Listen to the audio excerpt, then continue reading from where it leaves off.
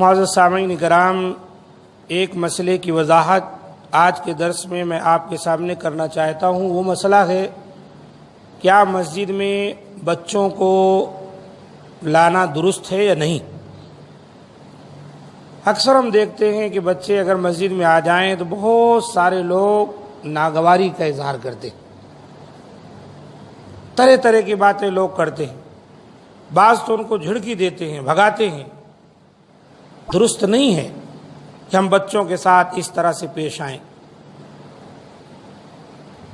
کچھ احادیث آپ کے سامنے میں پیش کرنے کی کوشش کروں گا جس سے بات واضح ہوگی کہ آپ صلی اللہ علیہ وآلہ وسلم کے زمانے میں بھی بچے تھے، اور وہاں تو خواتین بھی نماز پڑھنے باقاعدہ مسجد میں آتی تھی، اور جیسے شرارتیں بچے آج کرتے ہیں ویسے بچے شرارتیں اس دور میں بھی کرتے تھے، لیکن کہیں نہیں آیا کہ نبی صلی اللہ علیہ وآلہ وسلم نے بچوں کو مسجد میں لانے سے روک دیا۔ یہ حدیث جو میں آپ کے سامنے رکھنے جا رہا ہوں، اس حدیث کو امام احمد اور نسائی نے روایت کیا ہے، امام حاکم نے صحیح کہا ہے، اور امام ذہبی نے اس کی موافقت کی ہے، وصححہ الالبانی، اور علامہ البانی رحمۃ اللہ علیہ نے اسے صحیح کہا ہے۔ عبداللہ بن شداد اپنے والد سے روایت کرتے ہوئے کہتے ہیں، خرج علینا رسول اللہ صلی اللہ علیہ وسلم فی احدى صلاتي العشاء وهو حامل حسنا او حسینا۔ کہتے ہیں کہ نماز مغرب یا نماز عشاء میں سے کسی میں نبی صلی اللہ علیہ وسلم ہماری طرف آئے نماز پڑھانے کے لیے، وَهُوَ حَامِلٌ حَسَنًا أَوْ حُسَيْنًا، آپ صلی اللہ علیہ وآلہ وسلم نے حسن یا حسین کو اٹھا رکھا تھا۔ فَتَقَدَّمَ رسول اللہ صلی اللہ علیہ وسلم فَوَضَعَهُ ثُمَّ كَبَّرَ لِلصَّلَاةِ، نیچے بٹھا دیا، آپ اٹھائے تھے اور نماز پڑھانے کے لیے آپ آگے بڑھے۔ اللہ اکبر تکبیر تحریمہ آپ نے کہی نماز کے لیے، فصلى فسجد بین ظہرینی صلاته سجدۃ اطالها، اللہ کے رسول نے جب سجدہ کیا تو بہت لمبا سجدہ کر دیا۔ قال ابی، راوی حدیث کہتے ہیں میرے والد نے مجھے یہ بھی بتایا تھا، فرفعت راسی، سب سجدے میں پڑے ہیں، میں سجدے کی حالت میں ہی اپنا سر اٹھا کے نبی صلی اللہ علیہ وسلم کو دیکھا، وَإِذَا الصَّبِيُّ عَلَى ظَهْرِ رسول اللہ صلی اللہ علیہ وسلم وَهُوَ ساجد، کیا دیکھتا ہوں کہ وہ بچہ نبی صلی اللہ علیہ وسلم کے پیٹھ پر سوار ہو گیا اور آپ صلی اللہ علیہ وسلم سجدے میں ہیں۔ فرجعت الی سجودی، نماز کی حالت میں سر اٹھایا تھا، پھر واپس میں سجدے میں چلا گیا۔ فلما قضى رسول اللہ صلی اللہ علیہ وسلم الصلاۃ قال الناس، اللہ کے رسول جب سلام پھیرے تو لوگوں نے کہا، یا رسول اللہ، کیونکہ سارے لوگوں کو تو معلوم نہیں تھی یہ بات، کہنے لگے اللہ کے رسول، انک سجدت بین ظہرانی صلاتک سجدۃ اطلتها حتی ظننا انہ قد حدث امر او انہ یوحی الیک، اللہ کے رسول آپ نے آج جو سجدہ کیا تو اس قدر سجدہ لمبا کر دیا کہ ہمارے دلوں میں تو طرح طرح کے خیالات آنے لگے کہ نعوذ باللہ کہیں اللہ کے رسول وفات تو نہیں پا گئے، یا کہیں اللہ کے رسول پر وحی ہوئی تو نازل نہیں ہو رہی ہے۔ اللہ کے رسول نے کہا، کل ذلک لم یکن ولکن ابنی ارتحلنی فکریت ان اعجلہ حتی یقضی حاجتہ۔ غور کریں، اللہ کے رسول نے فرمایا دراصل اس میں سے کچھ بھی نہیں، نہ تو مجھے کسی قسم کی کوئی تکلیف تھی اور نہ ہی جو ہے کوئی وحی نازل ہو رہی تھی، دراصل بات یہ ہے کہ میرے اس لڑکے نے، نواسے نے، حسن یا حسین جو بھی تھے، میرے پیٹھ پر سواری کر لی تھی، اور میں اس چیز کو ناپسند کیا کہ جلدی سے سر اٹھا لوں، میں نے چاہا بچہ جو پیٹھ پہ سوار ہے تو خوب اچھی طرح سے اپنی سواری کر لے تو اب میں سر اٹھاؤں۔ اب آپ اندازہ لگائیے، اس حدیث کو اپنے سامنے آپ رکھیں کہ اللہ کے رسول صلی اللہ علیہ وآلہ وسلم کا برتاؤ کیسے تھا بچوں کے ساتھ۔ اگر ان بچوں کا آنا یا بچوں کی اس طرح کی حرکتیں جو ہوتی ہیں جس کے بچے سب ایسے ہی کرتے ہیں. چھوٹے بچے آپ سجدے میں گئے اوپر بیٹھ لیتے. اللہ کے رسول تو دیکھیے نماز کی حالت میں جلدی نہیں کیے کہ بچہ کھیل رہا ہے میرے پیٹھ پہ اس کو تھوڑا اور موقع دے دو. تو ان چیزوں سے نماز میں کوئی فرق پڑنے والا نہیں ہے. آپ نماز اللہ کے لیے پڑھ رہے ہیں, اس طرح بچے کچھ کھیل کود کر رہے ہیں تو اس سے آپ کا فرق نہیں پڑتا. اور یاد رکھیں اگر امام کے پیچھے آپ نماز پڑھ رہے ہیں, امام کا سترہ ہے, تو یہ صفوں میں بچے ہوں کہ بڑے ہوں اگر آ جا رہے ہیں تو کوئی فرق نہیں پڑتا. امام کا سترہ تمام مصلیوں کے لیے کافی ہوتا. ہاں اب جب نماز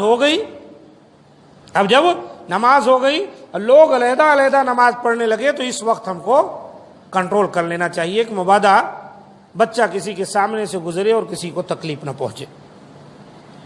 دوسری حدیث اس سلسلے میں عبداللہ بن مسعود رضی اللہ تعالیٰ عنہ کی ہے, کہتے ہیں کان رسول اللہ صلی اللہ علیہ وسلم یصلی فاذا سجد وثب الحسن والحسین علی ظہرہ, کہ اللہ کے رسول نماز پڑھتے تھے اور جب آپ سجدے میں جاتے تو حسن حسین آپ کے پیٹھ پر لد لیتے, چڑھ جاتے.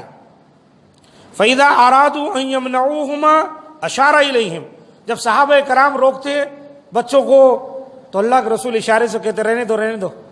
اندعوہما فلما قضى الصلاة وضعہما فی حجرہ, اور پھر جب اللہ کے رسول نماز پڑھ کے فارغ ہوتے تو ان کو اپنے گود میں بٹھا لیتے تھے. ابن خزیمہ کی روایت ہے, انہوں نے اپنی صحیح میں روایت کیا وحسنہ الالبانی.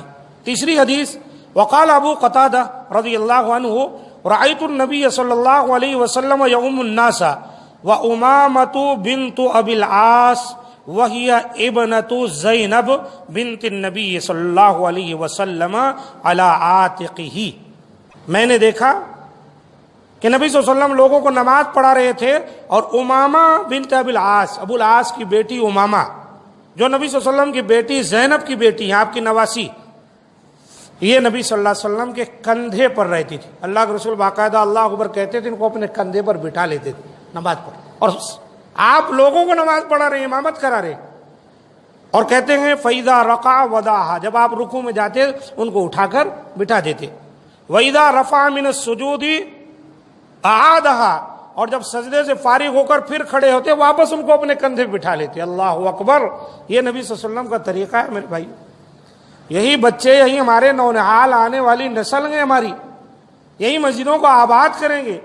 ہم ان سے اس قدر دشمنی کرنے لگے, ان کو جھڑکی دینے لگ گئے اور ان کی آمد پر ناراضگی کا اظہار کرنے لگ گئے تو بچے خوف کھائیں گے, مسجد کو آئیں گے نہیں, ان کے والدین مسجد کو بھیجیں گے نہیں, پھر مسائل ایسے ہو جائیں گے کہ گویا ہم ہی بچوں کو روکنے والے ہو گئے.